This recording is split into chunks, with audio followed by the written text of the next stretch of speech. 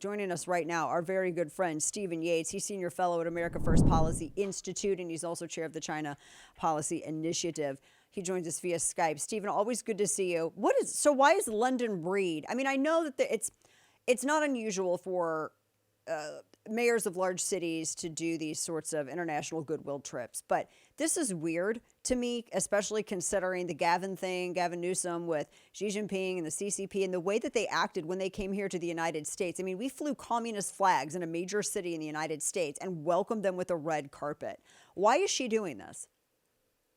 Well, I can only imagine that the justification for this is what they don't say out loud, but it rhymes with ka-ching. And so she must be going and trying to get some money flowing back to the Golden City there. And it's really just so gross. I mean, our American cities used to be great sources of pride. Yeah. This was the first gateway into the Americas. We had fabulous buildings, great workers, the hubs of culture, civilization.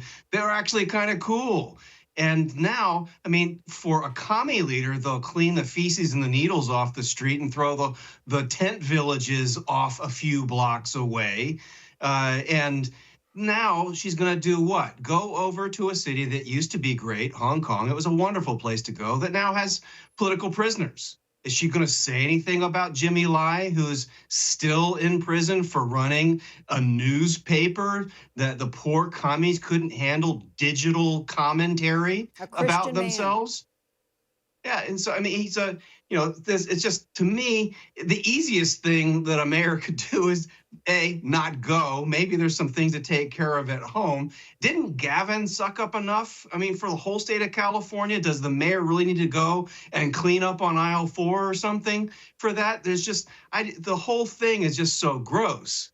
But this is where the city of San Francisco is, and a lot of other American cities. Governors and mayors do this kind of thing, but it's usually to promote trade and investment and exchange and stuff like that. Who's doing that with San Francisco now? Yeah. And it's weird, we're talking with our good friend Stephen Yates at Yates Comms on X. And it's weird to see this too, particularly with the collection of stories that have come out about, for instance, whether it's the Chinese infiltration of United States academia, and then of course, you and I've talked about too, those police substations that they had here going after either Chinese nationals or Chinese people who immigrated legally to the United States as a way to punish them or their family back home for dissent.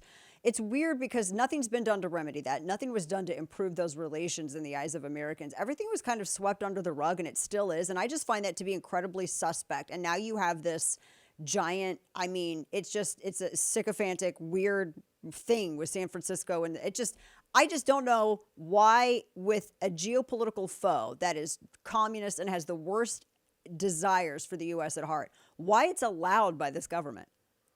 Well, I actually don't think it should be, but even during the Cold War, we had people who would come and go to the Soviet Union and other places. But, you'd think that if you were representing San Francisco, you might go to China and say, hey, we've had this whole debate about TikTok in the United States, and we really think maybe you should divest from that. And oh, by the way, what about blocking all of my tech companies from having any access to your people? Are you going to raise any of those things? Miss Big City Mayor going and representing Silicon Valley near abroad, all of that? I doubt it. And so there's not even just the basic stuff of representing your constituencies and the driver of your economy. You touched on one story that I was going to bring up with you as well. China blocks the use of American AMD and Intel chips, as it's called the tech Cold War, which it really is. So they're phasing out these advanced micro devices, these chips made by Intel. They're saying that this is erasing 1.5 billion value from Intel and a few hundred million off AMD in sales. They say that this is, it's a Cold War between, these. It is in a way. I'm actually kind of shocked that they didn't make this move sooner. But what does that mean? If they're making this move now, then they're in a position where they must feel comfortable that they can take a very adversarial stance like this, and there's not going to be any repercussions for them. Oh, I think that is an absolute correct assumption that right now, under current leadership here and elsewhere, they don't fear any kind of cost or retribution. But it also is a really revealing form of projection. Of course, they don't want any American apps or chips or cellular phones to be used by their government decision makers or leaders in their society. Why? Because, of course, they would use those things to spy on people. So they assume that we would do all of that too.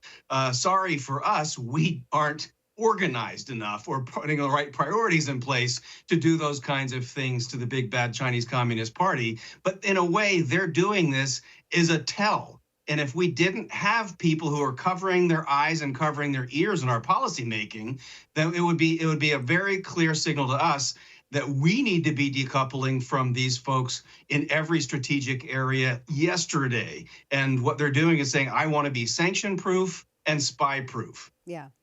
This, speaking of China, this was the chips. I saw this, China's Sherry. This is one of their Chinese automakers. They're building, I guess, cheap EVs, right? And they want to sell those to Europe. They're starting to sell these cars in Italy this year. And apparently their commerce minister has been all over Europe trying to make this case for their EV company. I think their cars are ugly, by the way. I just have to say, I hate EVs, and I think these particular EVs from China are super heinous, which is funny to me that they started this, like, I guess, goodwill tour for this auto manufacturer in Milan, a fashion capital. So they're going to start selling these in Italy in the third quarter. It's going to be their second European market. There's already fears for Italy's. So we're a car family and a food family in my house. So obviously Italy kind of hits that on both things. Stellantis, the major auto manufacturer over there. There's some concern about Italy and the EU and all of these green regulations and all of these other member nations being more welcoming in terms of doing business with China, which, as we've discussed, gives them an even greater foothold with this whole move to make everybody reliant on EVs, at which China holds the monopoly. I kind of wanted to get your assessment of this because I'm hoping that the conservative wave that we've seen with some of these EU member states might be enough to kind of thwart some of this, ingratiation of China into this market, but I don't know.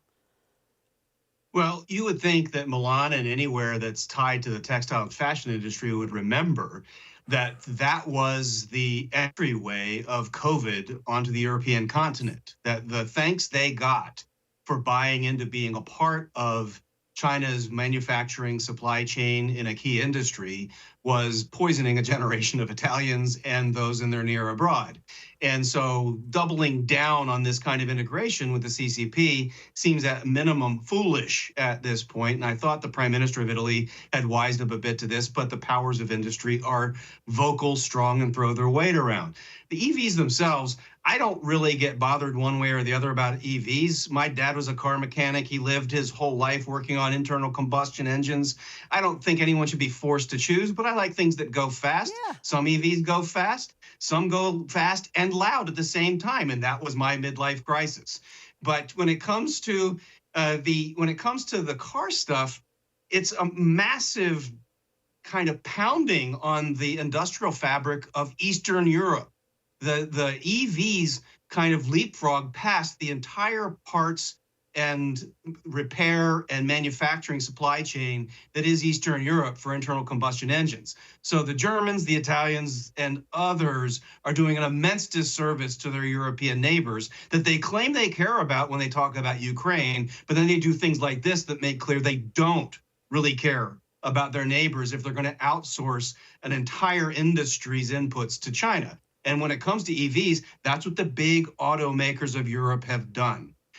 So I think there's multiple levels that are all bad for Europe in this, aside from maybe the few people that line their pocket, just like the mayor of San Francisco. There's people out there that just want to make that money, and what happens with their constituents, that's other people's problem.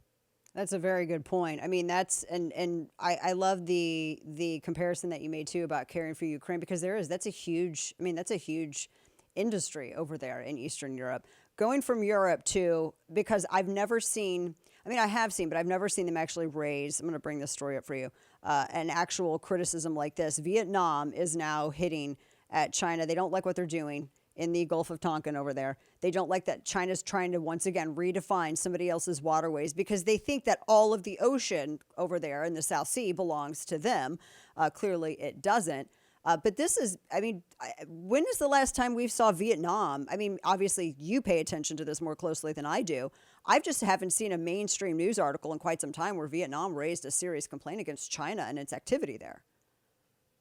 No, the volume on this is definitely at a higher than normal level.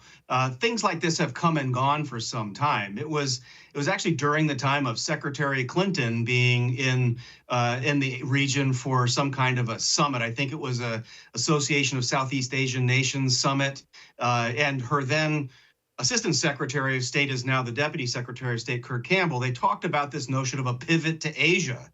And Secretary Clinton kind of was burnishing her credentials about warning the Chinese about militarizing these reclaimed islands and making these aggressive claims, and that the United States and Southeast Asia would stand unified against.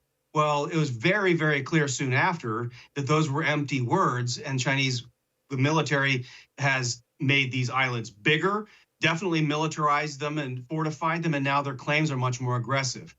Southeast Asian nations had, by and large, not wanted to speak out. They hate being forced to choose between the United States and China. So imagine how bad it must be that a country run by a communist party is complaining very vocally about this. So they're picking fights with Vietnam and the Philippines. So at least makes it very clear that this isn't just about those dastardly free and democratic people in Taiwan or those honorary Japanese. They're picking fights with others that just wanted to be quiet and play nice. So there's clearly a problem with Xi Jinping's China. That's a very good point. It's not just with Taiwan. Stephen Yates, always appreciate your insight, and you educate us on Mondays. We're so happy to have you. Thank you so much, and travel safe. I know you've been traveling all over the world. Continue your safe travels. Good to see you. Thanks so much, Dana. Take care. You too.